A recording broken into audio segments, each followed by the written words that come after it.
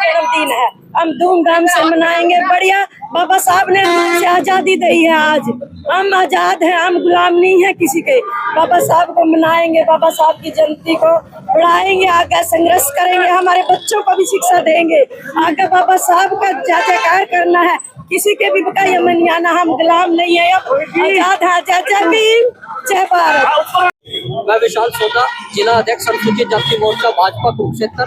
सर्वप्रथम मैं आप सभी को, आपके सभी दर्शकों को, समस्त देश और प्रदेश वासियों को बाबा साहब भीमराव अंबेडकर जी जो संविधान के शिल्पकार हैं, उनके जन्मोत्सव की आप सभी को बहुत बहुत बधाई और शुभकामनाएं देता हूं।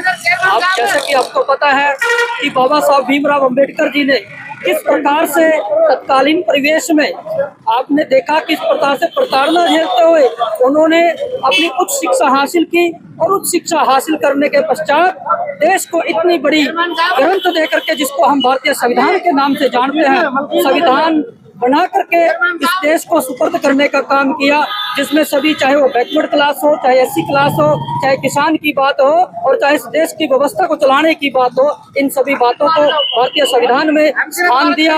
और आज हम भारतीय संविधान के अनुरूप इस देश और प्रदेश की प्रक्रिया को चलाने का काम करते हैं। ऐसे बाबा साहब भीमराव अम्बेडकर जी को भारतीय जनता पार्टी अनुसूचित जाति मोर्चा के द्वारा फूल मालाएं अर्पित करके उनको नमन किया गया, और उनके द्वारा जो समाज में शिक्षा, समानता और न्याय का जो संदेश दिया गया, उस संदेश को आगे बढ़ाने के लिए हम सभी आज संकल्पित हैं। और आप सभी को मैं पुनः बाबा साहब भीमराव अम्बेडकर जी के जन्मदिवस की बहुत बहुत बधाई और शुभकामनाएं। सर्वप्रथम पूरे देशवासियों को बाबा साहब के 135वें जन्मोत्सव की बहुत बहुत बधाई देता हूँ, शुभकामनाएं देता हूँ।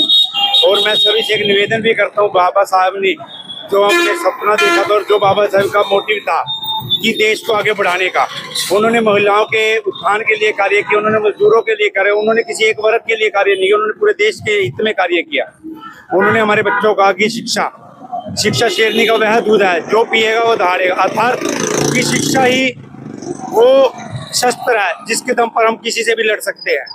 अगर हम शिक्षा नहीं ग्रहण करेंगे तो हम तो किसी के आगे बोल भी नहीं सकते। तो उन्होंने भी सभी बच्चों से मैं ये निवेदन करूंगा कि ज्यादा से ज्यादा पढ़ें, बाबा साहब को और अपने माँ बाप का नाम रोशन करें।